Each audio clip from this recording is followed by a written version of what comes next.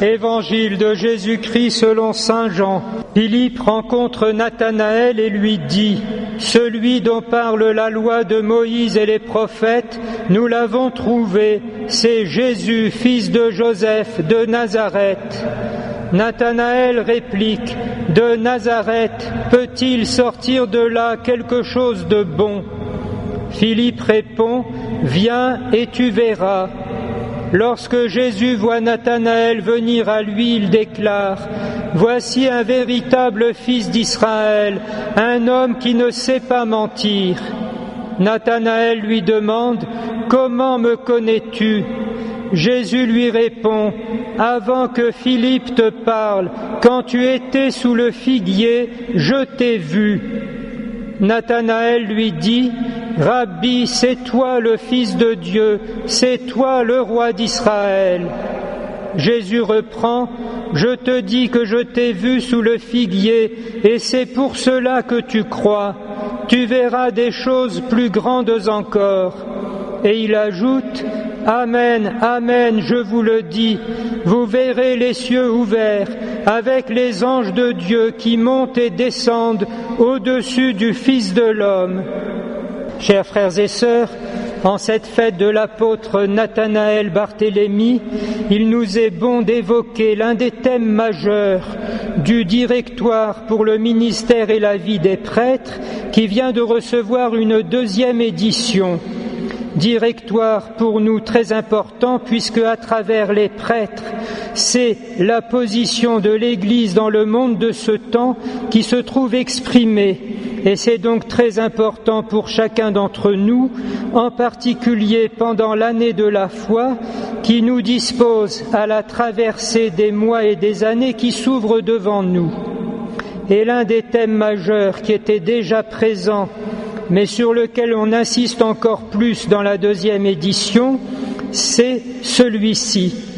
En une période de sécularisation de plus en plus grave, c'est-à-dire de refermement du monde sur lui-même, il est très important de se rappeler que l'Église est l'œuvre de Dieu en ce monde, et elle seule, et que, à travers la succession apostolique des évêques en communion avec le pape et des prêtres leurs collaborateurs, Dieu lui-même continue à être présent au cœur de son Église dans le sacrement de l'Eucharistie, dont nous ne pensons pas souvent ou de moins en moins qu'il est le fruit immédiat et le plus éminent du sacrement de l'ordre.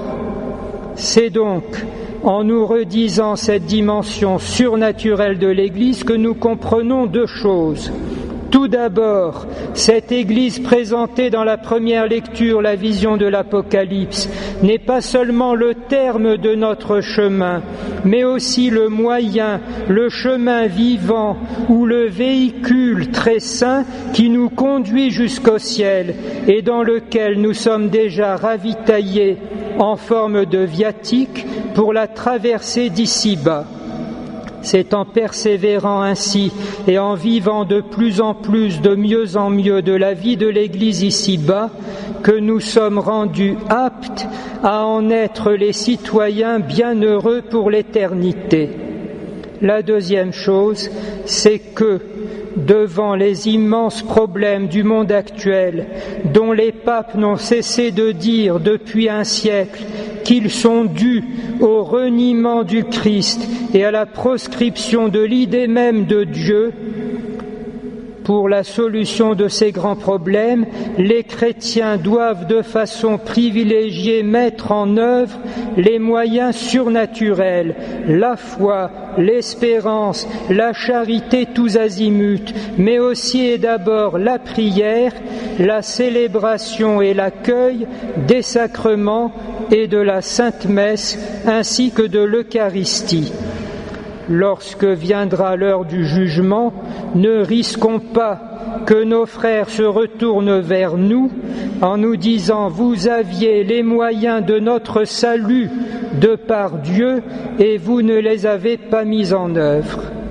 jusqu'à même la persécution, qui, loin d'anéantir l'Église, lui donne une plus grande vitalité encore. Voilà pourquoi nous avons la joie, le devoir d'avancer avec sérénité, invitant simplement le plus grand nombre autour de nous à participer à de si grands biens qui sont toujours à disposition à foison.